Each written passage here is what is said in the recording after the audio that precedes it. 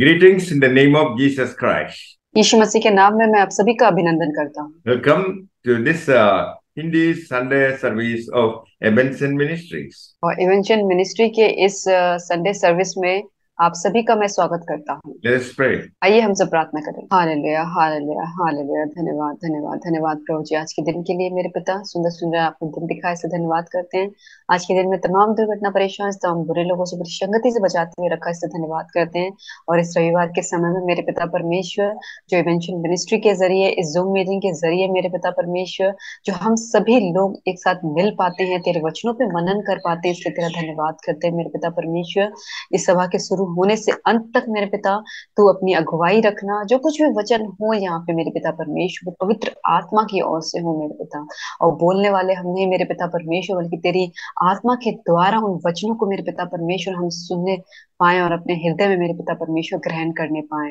और बहुत सारे लोग हैं जिनको ये कुछ भी प्रिविलेज नहीं है मेरे पिता परमेश्वर कि तेरे वचनों को सुने और समझें, लेकिन मेरे पिता इस मिनिस्ट्री के जरिए मेरे पिता परमेश्वर आपने जो कुछ सौभाग्य दिया है ताकि वो लोग भी आपके वचनों को सुन सकते हैं और समझ सकते हैं। तो सब कुछ में आशीष दे मेरे पिता परमेश्वर, जितने भी लोग इसमें जुड़ रहे हैं हर एक को तो समय से लेकर आ, और उन्हें भी मेरे पिता परमेश्वर जो नहीं जुड़ पाए किसी कारण से, उन्हें भी तो उतनी आशीष देना जितनी तू हमें देना चाहता है मेरे पिता।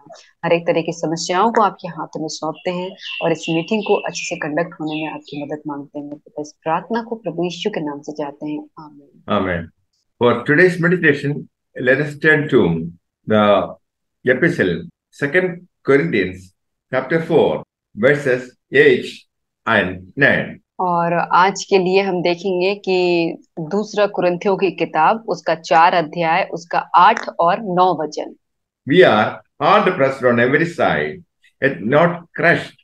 We are perplexed, but not in despair, persecuted, but not forsaken, struck down, but not destroyed. हम चारों ओर से कलेश तो भोगते हैं पर संकट में नहीं पड़ते, निरुपाय तो हैं पर निराश नहीं होते, सताए तो जाते हैं पर त्यागे नहीं जाते, गिराए तो जाते हैं पर नष्ट नहीं होते। Christians also suffer because of afflictions in this world.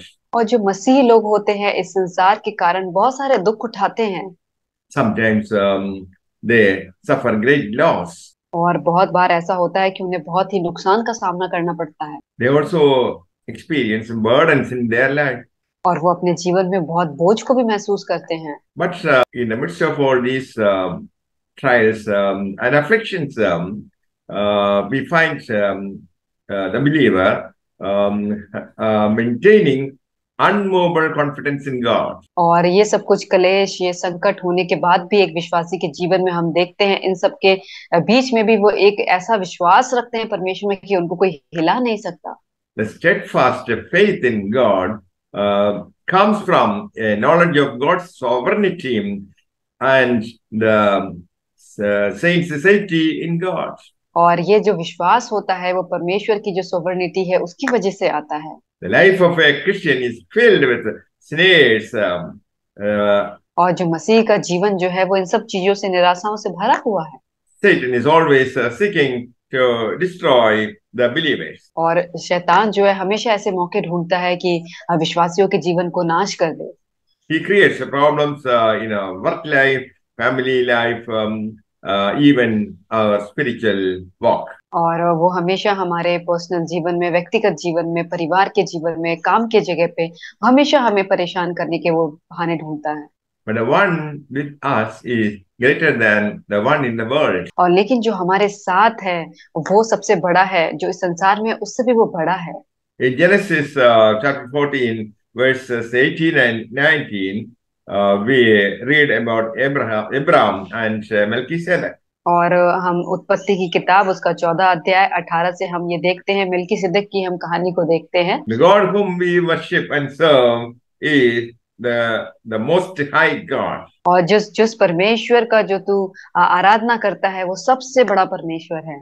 He is the possessor of heaven and earth. और वो जो है वो जो संसार, उस दुनिया को, पृथ्वी को, स्वर्ग को बनाने वाला परमेश्वर है। Here, Melchizedek, king of Salem, brought out bread and wine to Abraham. और ये जो मिल्कीशेदक जो है वो शालेम का जो राजा है, और वो रोटी और दाख मधु लेकर आता है अब्राहम के लिए। Melchizedek blessed Abraham. और मिल्कीशेदक ने अब्राहम को बहुत सारे आशीर्वाद दिए। He said, "Blessed be God Most High." और उसने कहा, परम प्रधान ईश्वर की ओर से जो आकाश पृथ्वी का अधिकारी है, तू धन्य हो। Abraham fought against the kings who tried to attack him. और अब्राहम ने उन सब राजाओं लोगों से लड़ा जो उसके खिलाफ में अटैक करने वाले थे। Abraham said, "I have lifted my hand to the Lord, God Most High, the possessor of heaven and earth." और तब अब्राहम ने कहा कि मैंने अपने हाथों को उस परमेश्वर की ओर उठाया है जो मेरी मदद सहायता करता है, जो इस पृथ्वी और उस स्वर्ग का बनाने वाला है।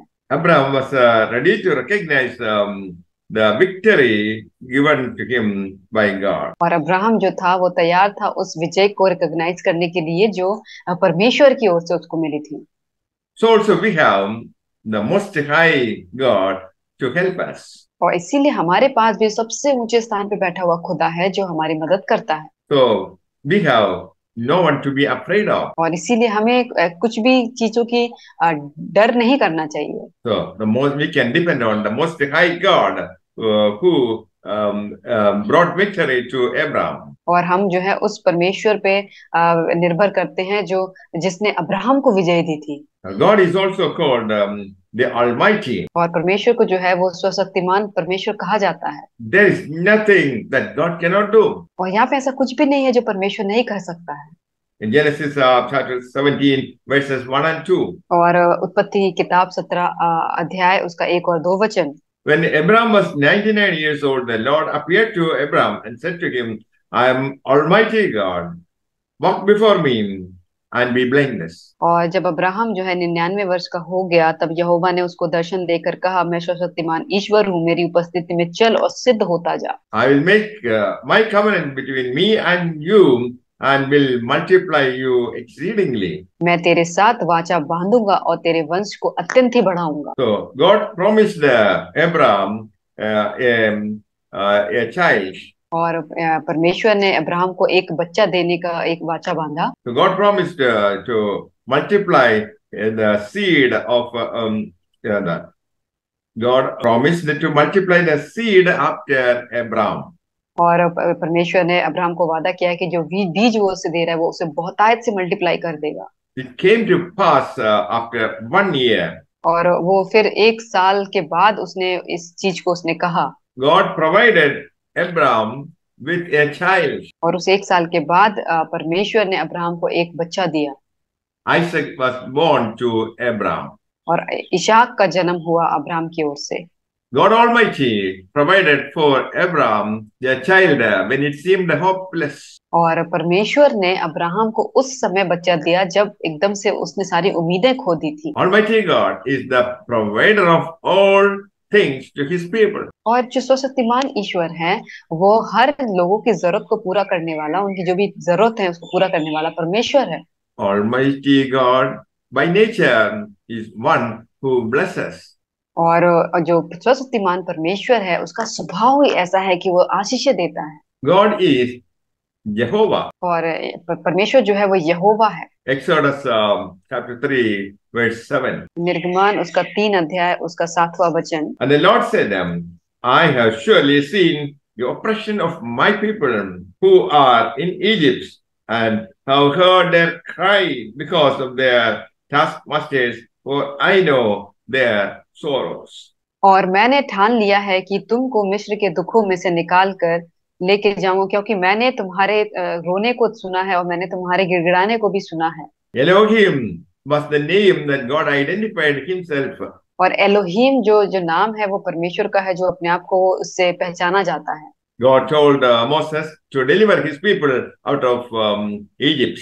और परमेश्वर ने मूसा से कहा कि वो अपने लोगों को मिस्र देश से निकाल के लेके जाएगा। Because of the troubles, he would not help but desire to deliver them. और जो वो दुख वहां पे मिस्री उसके उन लोगों के ऊपर कर रहे थे उससे उनको छुटकारा दिलाएगा। God wanted to deliver his people.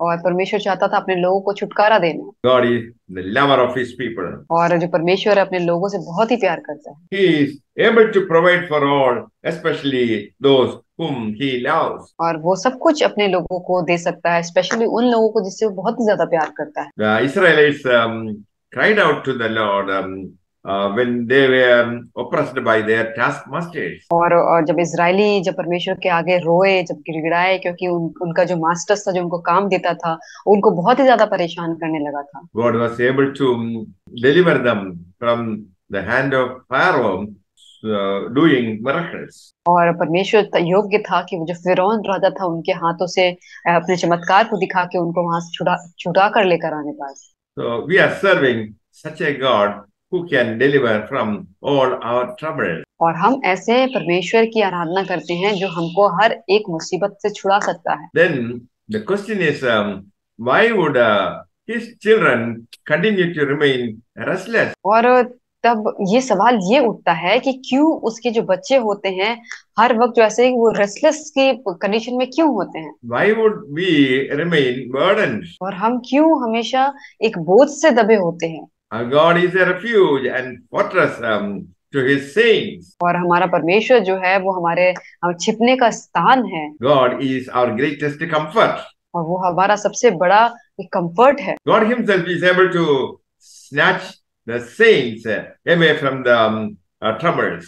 और परमेश्वर इस योग्य है कि हमारे जीवन से सारी मुसीबतों को निकाल के उसे दूर कर सकता है। The troubles in the life of a Christian are brought by Satan and his agents. और जो मसीह के जीवन में, विश्वासियों के जीवन में जो परेशानियां होती हैं वो शैतान लेकर आता है। God is able to bring out his children from the snares of the devil. और लेकिन जो परमेश्वर जो होता है वो अपने बच्चों के जीवन से उन सारे जो मुसीबत है, संकट है, उनसे उसको छुड़ाने के योग्य है।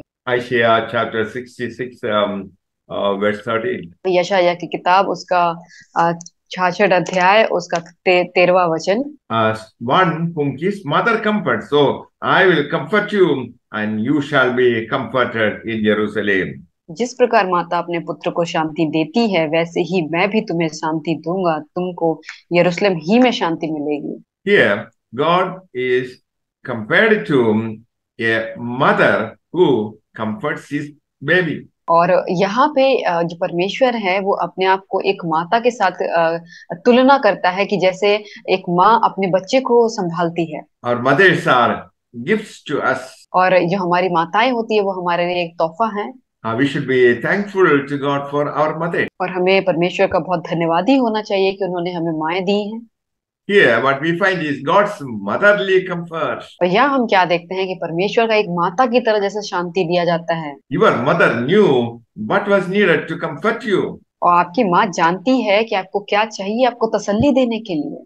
That's exactly the kind of love being described here. और सेम वही प्यार का यहाँ पे वर्णन किया गया है। So we have to acknowledge God's goodness in giving you a mother. और इसीलिए हमें जो है परमेश्वर का जो अच्छाई है वो हमें एक्नॉलेज, उसे पहचानना चाहिए कि हमको एक माँ दिया है। Rejoice with gratitude for the motherly comfort that God himself showers directly upon you. और इसीलिए आप हमेशा उसके बहुत ही धन्यवादी रहिए कि उसने अपने सीधे ही वो डायरेक्टली हमारे ऊपर जो एक माँ की तरह जो कंफर्ट होता है वो हमारे ऊपर उसने दिया है।